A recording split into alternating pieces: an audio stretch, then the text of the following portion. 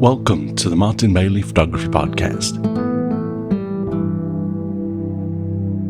It's September 30, 2022, and this is episode 791. The last week has been a bit crazy, and I was in a bank this morning trying to sort out problems with one of my bank accounts, and the bank clerk was great. Everything finally got sorted out, but I was left with very little time to put together a final episode for this month.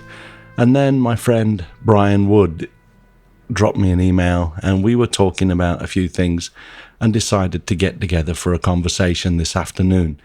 So here it is, my conversation, very ad hoc, with Brian Wood-Koiwa on Wabi-Sabi in photography. I hope you enjoy it. Brian, my friend, welcome back to the Martin Bailey Photography Podcast. Thanks. Good to be back. Yeah, good. It's a very sort of sudden decision to get together to talk. I have been busy with lots of different things, both technically annoying things and pretty good things in life. But, we're on Zoom. It's strange because we only live a few miles from each other, but, we're here on Zoom.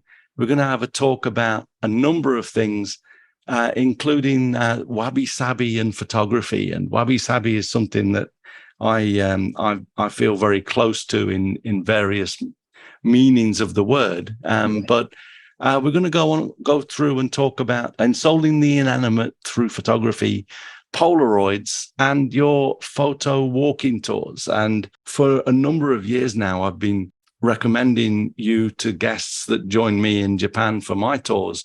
Yep. And they all have lots of great things to say about what you do during your walks. So I'm looking forward to talking about that a bit as well. But we'll go through in order. So first of all, Wabi-Sabi in photography. What's your understanding of the Japanese word Wabi-Sabi? How do you define it? Yeah, that's a whole new thing, isn't it? So yeah, Wabi-Sabi is kind of hard to define. So the way I define it is just appreciating the beauty in imperfections. Yeah. That's pretty much how I always say beauty and imperfection. So yeah, let's see, we're on the same page there. And kind of, just think of the Japanese pottery, where you can see the thumbprints and you can see the different indentations, and it's not perfectly smooth. Yeah, none of them are all the same. Yeah. Yeah. Or the kintsugi, the gold, broken pottery mended with gold. Yeah. Okay. I just bought one. For my husband and I's 9th wedding anniversary. Ooh. And that's pottery. Has it been 9 years? That's pretty crazy. Yeah, this last week. Yeah. So yeah. Cool. Congratulations. Thank you.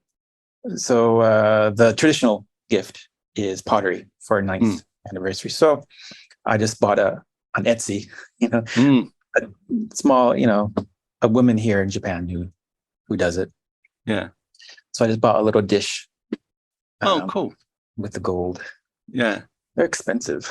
Oh, yeah. I've seen them on TV. To explain a little more to the listeners, it's like when you break a plate or a cup or a bowl or something, keep the pieces, and then they stick them back together again, don't they? Do they usually use lacquer to stick them together?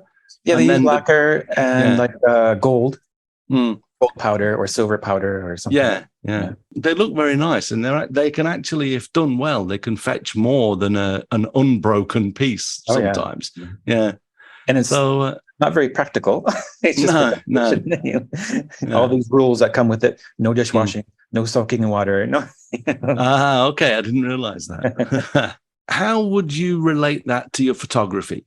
Well, I mostly do film photography.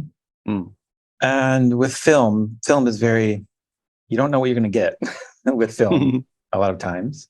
It depends on the camera, it depends on the film, it depends on the development, depends on the photographer, right? So there's all these kind of factors that somehow they form this whole different entity out of the image. You know, you think they're imperfections or blemishes, you know, like streaks, light streaks, light leaking, or just blurriness. And, you know, as I was getting used to film photography, I was like, you know, this, instead of throwing it away, just appreciate it, what it is. Because you can't do anything about it. And it's like you are, the image is the photograph is the actual object. It's no longer the scene anymore. So it just goes up to that whole, you know, appreciating the ugly, basically. You know, some people might think it's ugly. But, you know, I just think it's very beautiful in that the serendipity of all these factors coming together to make that particular product. You know, what I've just done is you've sent me a bunch of images, and I have just opened the first one in your Wabi-Sabi folder, and it's the black and white. Tell us what this is. I'll embed this in the blog post, but you know, this is one of those fleeting moments that's probably never going to be capturable again, because it's happened via some sort of a weird photographic thing that you've done. But what is this? And, you know, why is it the way it is? I think it's, I think it is in Shiodome here in Tokyo. It's one of the places I go on a tour sometimes. It's a skyscraper area, very modern, high rise with a monorail going through it. You know, it's very, you know, metropolis. Look. And so, I guess I was just pointing up. It's a building, I think. It's a tower. And I have no idea what happened. I don't know if I don't think I was developing my own black and white film then. I do now. So I took it to get developed. And so I got back, and this is what one of the images was. I thought, well, that's really cool. You know, totally unintentional, totally a mistake. I don't know. I just pressed the button and I just missed by mistake, I guess. I was carrying it. I mean, wow. So it's a skyscraper, I think, is basically what that is. So I mean, this to me, I completely get when you started to explain about, you know, Wabi-Sabi in photography. This one came to mind instantly, because it's exactly what you said. You know, it's probably a one-off. You couldn't reproduce it because you don't even know what you did. But I mean, it almost wants me to throw a film into my rollie and just go outside and spin it around and press the button a few times just to see what happens. But yeah, I can see now that you mention it, you know, probably it's the top of a tower or a high, you know, a skyscraper. And the thing with abstract images that I love, it almost as well looks like, I imagine it's Westminster Bridge across from Big Ben in London. Because there's a track down there. I remember photographing there 12 years or so ago. And it also reminds me of that shot at an angle. And so that's the thing that I like with stuff like this, because you can sort of read into it, you know, other things, and your own imagination starts to kick in because it's open to that. I get what you're saying. I also see, of course, they look like railings or some sort of a railings on a window. So as though you've got a reflection in there as well. So it could be just because the roll wasn't advancing, maybe. It could be. It looks like you maybe have two different scenes on the roll. So it's happened a lot. it's a lot of coincidences came together to make this, and I really like this a lot. It doesn't matter the camera, because that was taken, I think, with a Leica. Yeah, so it didn't really matter that it was a Leica, but yeah, I mean, it's just because the Leica I have is a pain. Yeah, put the film in. Yeah, sometimes it doesn't catch. Yeah. So what would you suggest? Say if we want to make photographs of imperfection, what is there a like a do this, do that, or is it just, you know, like you say, throw your camera up in the air and see if you can, you know, get a happy accident? I mean, how do you have happy accidents? Yeah, I would suggest not doing it to do that. I mean, not to be conscious to do anything wabi-sabi. It just has to come, I think. And like none of these photos of the wabi-sabi ones, I didn't intentionally. Like if you do the one like the the woman, the fur coat, that's one of my favorites. So don't you just love her? And that was in Sugamo. Yeah, one of my favorite places. That's like the Shibuya for old people, right? Yeah, the Harajuku, Granny Harajuku. Yeah, yeah. One of the easiest ways to do wabi-sabi is don't worry about sharpness. Yeah. So this is not a sharp photo at all. Her face is not sharp at all. Okay. The highlights are blown out because it's a really sunny day. Yeah. And in street photography, you can't worry about those things, you know.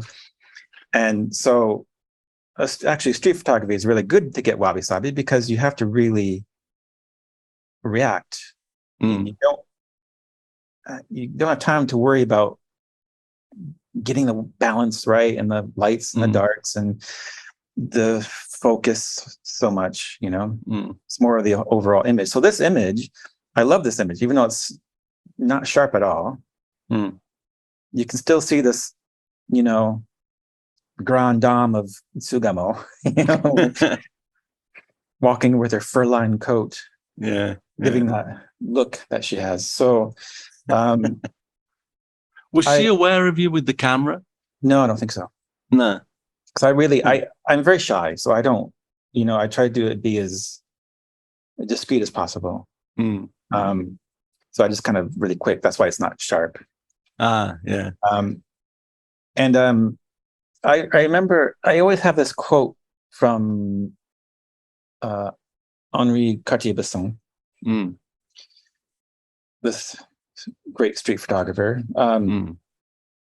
He says that, it's kind of snobby, but he says that sharpness is a bourgeoisie concept. Yeah. You know, which means that you know, sharpness is boring. Okay, it's very middle class. It's very suburban. You know, I mean, he was very bourgeoisie. I mean, grew up very wealthy. You know, but you know, so I always had that in my mind. You know, that this great photographer, he just said, "Well, sharpness isn't that great." You know, it's not that important. So, so yeah, so even just a little bit out of focus is wabi-sabi. I think wabi-sabi is important, is that you don't intentionally do it, I think.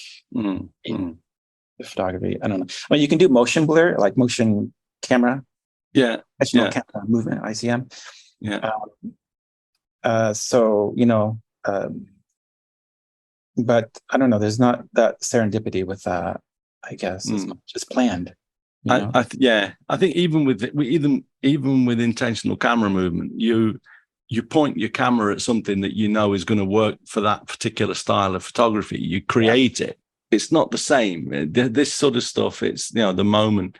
And that woman coming in on her bike, that's only going to happen with that particular look on the main lady. That's only going to happen once. So yeah, it's fun. I get what you're saying. This last one that you sent, I really like. What happened here again? I see someone in the middle of the it looks like it's been burned or maybe partially exposed. Yeah, I don't know what. This is a Polaroid. Oh, okay. So Polaroid is the epitome of Wabi-Sabi photography. Okay. Especially old school Polaroids. So I have an old SX70 Polaroid, one of the flip ones that you flip up. Yeah. And I bought it from Brooklyn Camera. Yeah. Yeah. And they had it refurbished. It was refurbished. I had to take it in here to get it refurbished again because something went wrong with it. And really, the only place in Tokyo, in Japan, I think that does it. It's here in Tokyo. So, but anyway, I think what happened here is that the film was old. It looks as though the chemicals haven't gotten across evenly or something, doesn't it? Yeah. So I remember this is a whole packet was like this. So. Oh, okay. I'll bet it was the film. It was kind of. I mean, Polaroid. I mean, and even the new Polaroids, I guess that's what I use. They don't last very long. They don't have a very long shelf life. So, and so this was past its date. And so I was like, well, whatever. I'll just use it anyway. And so yeah, all of it came out. It's just a bus stop. Yeah. Yeah. I see someone in there as well. In the that was the original intent. yeah, and then it turned out the way it did. Again, that's serendipity. There was another one that I wanted to look at as well. Actually, there's two more. I was really interested in finding out what this is. This is sorry. Me too. I like to find out what happened. So. No idea what the actual statue is. It's wow. Well, this is in Yanaka. Yeah. Which is a very has lots of old temples. And during the Shogun era, the Shogun moved all these temples from downtown to outside the city, which Yanaka was outside the city at that point. Now it's in the city. They moved them out to create fire breaks downtown. I see. And so he moved all these out to the suburbs, I guess, then. So there's all these temples dotted around the neighborhood. So this is one of them. It has a tiny temple. And this has these really, really old statues. So these are just old statues that are just in the courtyard, of the temple. So, and they're very small. So I had to crouch down to take this picture. And I got the negatives back, and that's what appeared. It's almost as though the statue has had a coating of concrete after being made, and that's peeling away. Yeah, so that you can see that it's really weird, radioactive or something. But but I guess because you see the head of the statue behind it, it's the same. So there's some kind of area right there that something. I don't know what. Yeah. Or maybe they're like the Shinrei Shashin with there's actually a ghost superimposed over it, making it glow or something. Well, they're very wabi-sabi. Yeah, and that was Leica too, I think. So. Yeah. And let's take a look at this one last wabi-sabi one. Was this from the same damaged film of the Polaroid film? No. I don't think so. It's got a bit of something happening at the bottom there that looks like damage or some sort of an exposure. But these things. I mean, this looks really old, but I imagine once and within a few minutes of you shooting this, someone will come along with a key and open that up, and start selling lottery tickets. So it's probably pretty much in use, but it looks as though it could have been shot 30 or 40 years ago and have been old then. Yeah. But yeah, nice. Where is this? I think Shinjuku South exit. Okay. Yeah, the bus Wonderful. station's across the street there. So. Yeah. Yeah, so I think it's just a roller thing. Those rollers on the XS70, they can get all gunky and they don't roll the chemicals out properly. So the trick is to make sure that your camera's gunky and don't clean it, and then you'll get some Wabi-Sabi. Yeah, or overexposed or expired film, or just. I'll bet you can buy really old film on eBay and stuff. Someone finds a stash of old film, even just like regular negative film, not just Polaroid. And that, because I remember when I was a kid, I probably would have been about 15 or 16, and I found and exposed an old roll of film that I can't remember. I'd probably bought it and thrown it in a drawer. And it was a few years later, and when I got it back, it was all orange and weird and grainy, but it looked great. I don't have any of the photos, and it probably wasn't very artistic anyway. But I imagine just trying to get yourself some old film would be one way to do this. Well, film is becoming so expensive now, so yeah. Well, I've got a decent stock of 120 film in my fridge still, so I'm good for a little while. I bought a number of, like, I think it was I've got 36 rolls or something like that, and I've used a decent amount of it, but I've still got a big chunk left. It's annoying my wife to hell because she's like, all of these big rolls of film sitting in the fridge. Yeah. Every time she opens the fridge, she mentions there's not enough room in there. It's mostly my fault. Anyway, ensoling the inanimate through photography. That was our second bullet point. What do you think about that? I've always thought or believed that inanimate objects have some kind of soul or some kind of spirit. When I walk around the city, I see like an old umbrella battered by the winds and just tossed away on the side of the street. I feel sorry for that umbrella. That's the reason why I took it. I mean, this umbrella that served a purpose, I just discarded. Who cares? Yeah. I mean, they're not really well made. No. But, I just feel bad for it. And it's just lying there. So I thought about doing a project on, city ensoling, or, just objects or architecture in the city that, people just don't bother to even look at. Just walk by. Yeah. And don't pay attention to it. Yeah. Especially old buildings, especially here in Tokyo. Get these old storefronts that had seen better days. Yeah. And there's just some kind of beauty about them. Yeah, I know what you mean. Yeah. I think it's interesting that I mean, in Japan, they say that everything has a soul. They say like each grain of rice has a soul, and that's why you're not supposed to leave it.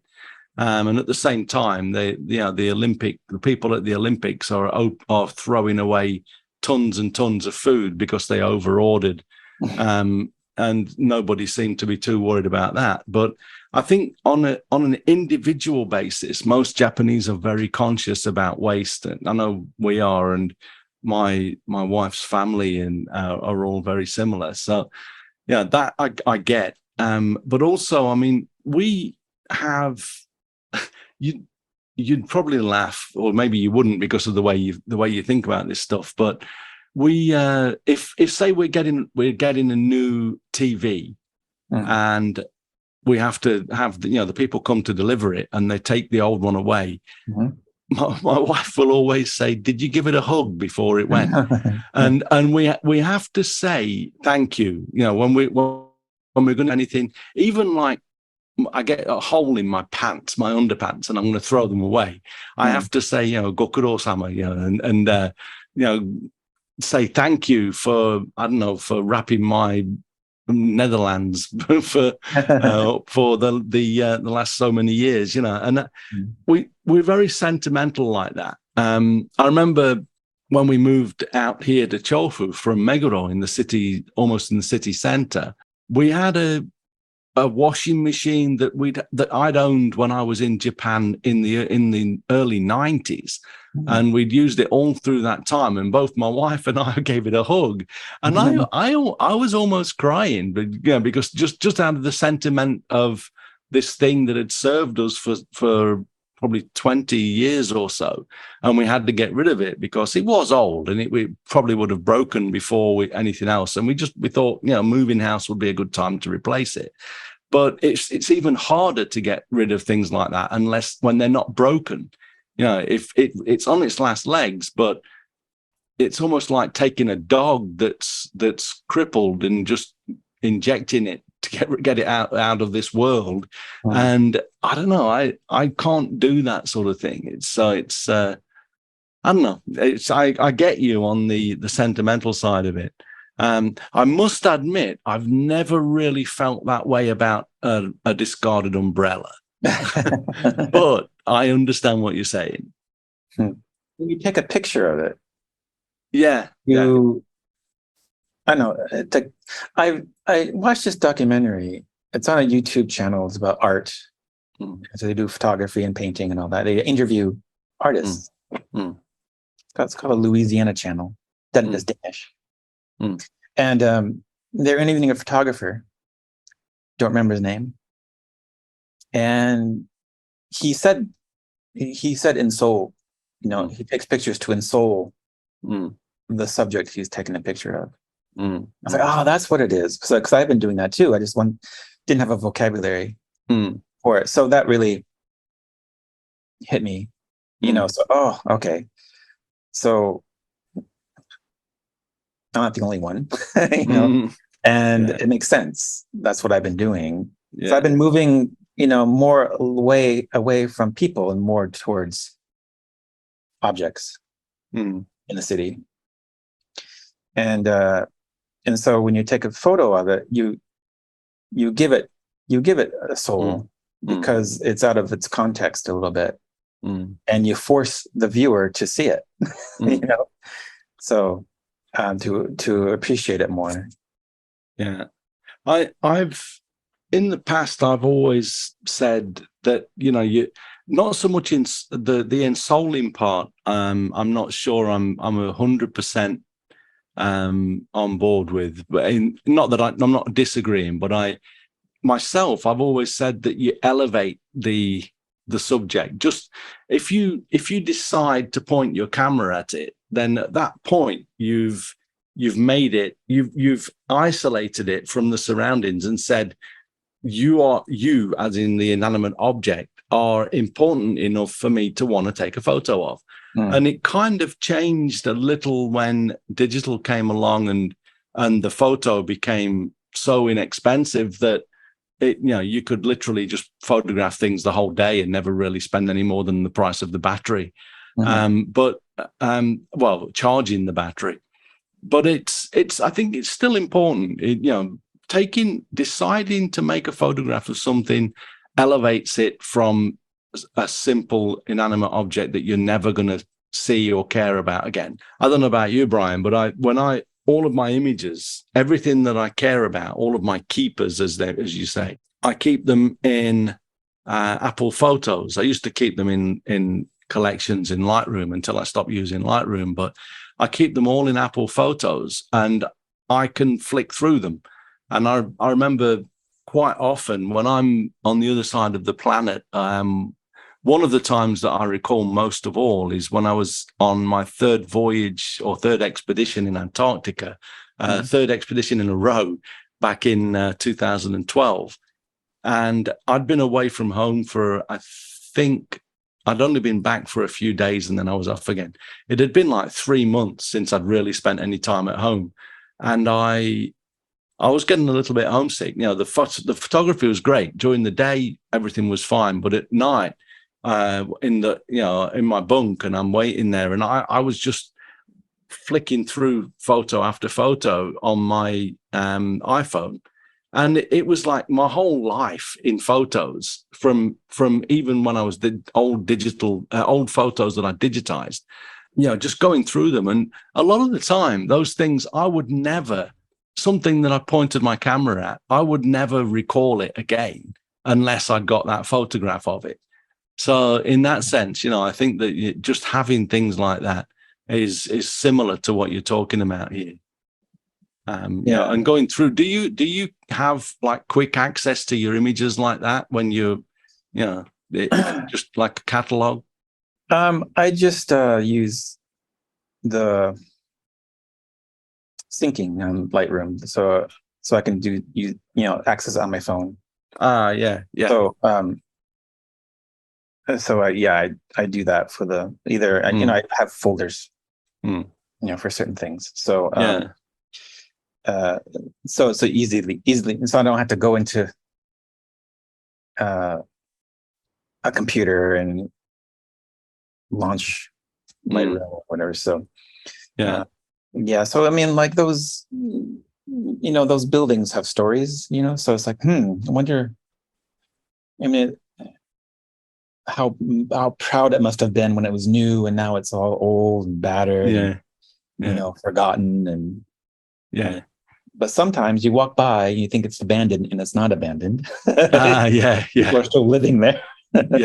Or the business. But you're talking about these things as though they are alive, and I like that. I understand that. It's how I often think about things. You know, the building itself being proud is it's a human emotion.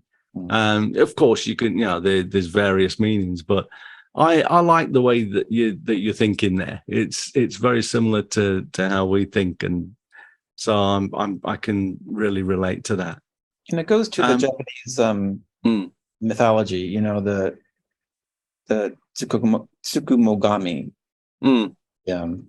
inanimate spirits, or of inanimate objects, like an umbrella or a lantern. So I always had that in my mind, like, you know, the story is that 100 years, if they survive 100 years in this brutal world, they become animate.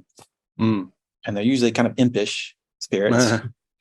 But I also read that if they are thrown away on their 99th year, they still become spirits, but they become very vengeful spirits because they're angry that they're so close.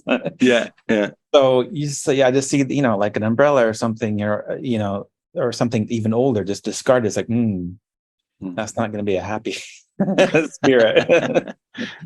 So that those yokai, or, you know, those ghosts are very in my mind when I'm taking photos like that. So we've talked. The third point was about Polaroids. We've already touched on this. Did you have anything anything particular about Polaroids that you wanted to add? Or well, the good thing is that you don't have to use a computer.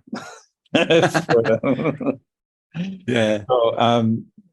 you push the button and you have the picture.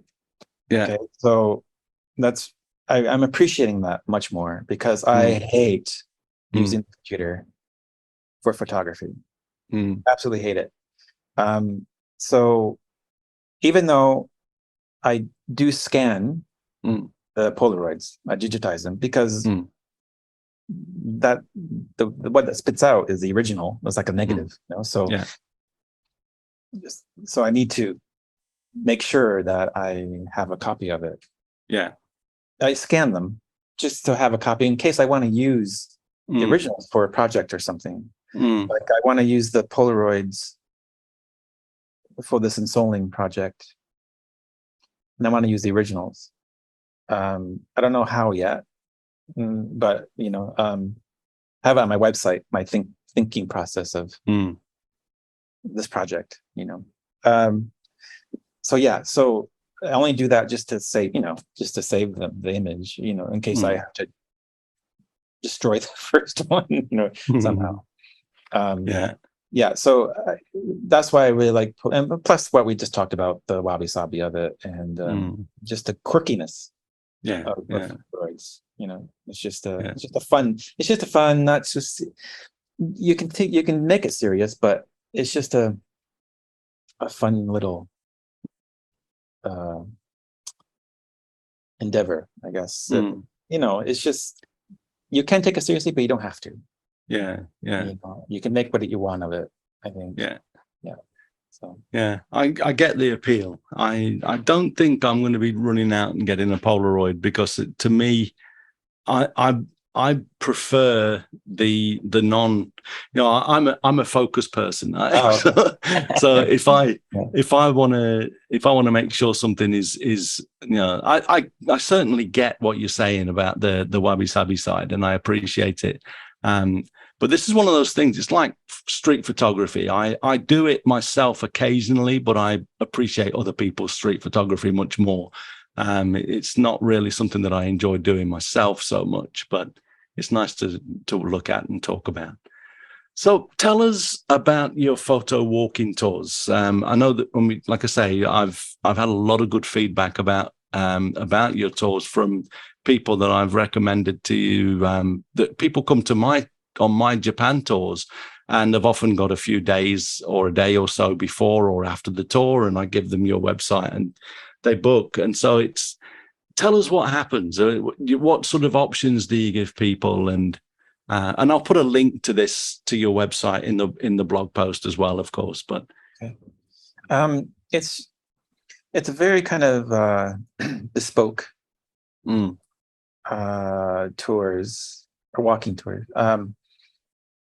I don't have a set agenda or a set itinerary. And so when you contact me, I give like ideas on the website, like what kind of places do you want to go to in Tokyo? Do you want something grungy? Do you want something really hectic and lots of people, like Shibuya? Do you want something very quiet and serene, like the temples in Yanaka? Or do you want something cool? So, Koenji and Dakanyama and all those little trendy places. And so we talk, and I get what they want. It's through a form on the website. So, and emails. And then I kind of come up with an itinerary for them. And it's very changeable. I mean, if they think of something else they want to do with it, we can do that. It's fine. So I just updated my site and everything. So I have as 4 hours is the basic. You can do shorter, 3 hours. It's fine. I wouldn't recommend anything over 4 hours. It's very tiring. And people's interest level goes way down. So I learned that I used to have options for 5 hours or so, but I discourage that. And plus a lot of it's, all the places are all around the city. So we have to get to these places. So, they're not all in one section. So it's just, it's very casual. It's not really a workshop. So I don't, if you have questions, happy to answer them and, help them if they're not versed in street photography or any urban kind of photography. But it's just me guiding them because, Tokyo can be quite overwhelming. Well, it's a big place. So I focus on the more non-touristy places. So like I mentioned, we go to Sugamo Lodge, which is not on the tourist trail. very cute. Shopping street, all elderly people. And you know, even Yanaka is not so touristy. It's getting I've trendy. never been there. Really? Wow, it's really nice. Very quiet. But it's getting trendy. A lot of cafes and galleries, things like that. So yeah, I've kind of if they want to go to something touristy, you know, like we go to the Scramble, Shibuya Crossing. Do that, or you know, but I kind of focus more on out of the way places. Because I can go to the touristy places anytime. Pretty much everyone, you know, Tokyo's become a lot easier to get around now. So I think if you're gonna work with someone like you on your tours, then it's really one of those things where you get them to places where they probably wouldn't end up as a tourist. And I think that's probably one of the biggest appeals. But I think that your character as well, as you say, you're a somewhat shy person, but you your sense of humor always gets me laughing. So I think it's probably nice to get out. I'm not like I don't know. I'm not in love with Tokyo. Okay. Yeah. So I'll tell the truth. If I don't like something about Tokyo, I'll say it. You know. So there's a lot of things I just don't like about it. So that's part of the character of it. So the tours, they're not only people who know each other can do a tour. Like you have to have like you and your friend or you and your partner. I only do at most 5 people, and they have to know each other. I see what you're saying. Yeah. So the participants have to know each other. Yeah, I mean, it's just so when they'll book for their group for whoever they know or something like that. So it's only been like a private or 2 people. Yeah, usually, which I think I'd like because again, I'm a very shy person. I don't do well in groups or big groups. So, and I think it's just better that way, you know. Because I know if I was going on a tour and people I don't know, it's just this. I'm just going by what I would want, basically. So So I just verbally, I guess you've put your website on, and is it all under urbanweird.com now? Is it? Yeah. So I'll put a link to that in the blog post for this conversation, mbp.ac/791, and people can come across, and I'll put all of the images that you sent over. I will put them into galleries so that people can view your work. But what I recommend as well is to jump over to Brian's website and take a look. If you're ever in Tokyo and you need someone to show you around an obscure corner of the city that you may not find in the guidebooks, then give Brian a call. And I think, like I say, I haven't heard anything but good remarks from people that I've recommended to you. So thanks for doing a good job with that, but also for promoting Tokyo and the side of Tokyo that not a lot of people really would. Tokyo is a very, very quiet city. Yeah, I mean, for a city of it's actually dropped under 30. No, actually, it's gone back over 13 million. But for a city of 13 million, it's a pretty cool place to be. As you said earlier, you don't really necessarily love Tokyo. I'm up and down. I mean, I remember when I first moved to Tokyo, for the first 4 or 5 months, I thought, this place, I need to get out of here. I can't spend that long here. And then it snowed. I remember the first winter I spent in Tokyo, it snowed. And all of a sudden, being in the city and having the how the snow sucks up the sound, it sort of, it dampens the sound. I remember going out, I had to go into the city for something. I got off a train and walked outside into the snow, and I could hear my feet crunching in the snow as it compacted it, and all of the sound from around was being dampened. And I fell in love with Tokyo at that point. And I kind of, since then, I'm not anti-Tokyo in any way.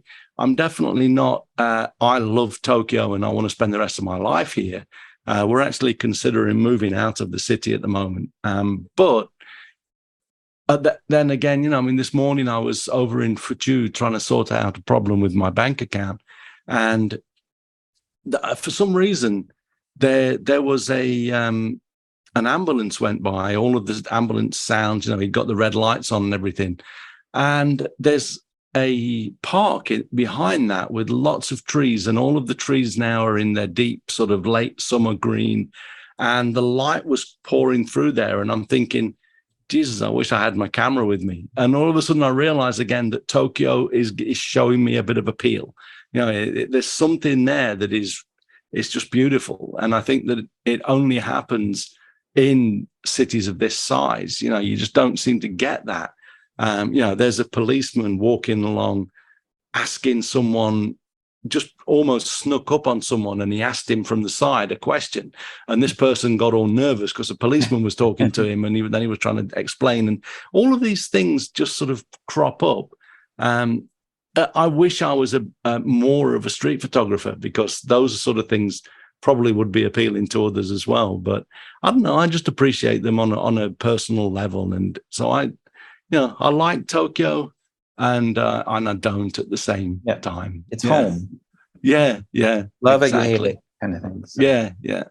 Mm-hmm. Well, Brian, I forget. I didn't keep track on the time because we had a few technical issues my side when we got started. But we've been talking probably for an hour, and I know that your dog is missing his walk. So let's call it a wrap there. Okay. Thank you very much for your time today, and for coming back on the show. Well, thank you. Is there anything that you wanted to leave us with? Any thoughts or? Just throw your camera up in the air. Just be stoic about your photography. Yeah. Just accept the way it is. Yeah. So. Well, that's good. I know that you're living that, and and people can see that from your work. I'll throw some images up on the website so people can check that out. But also do go over and take a look at Brian's site, because he's got some beautiful work over there as well. So really, thank you, Brian. It's been a pleasure, and I hope to get together in person at some point soon. Get this pandemic out of the way, and a little less paranoia on our side, and we should be able to get together and maybe go for dinner or something.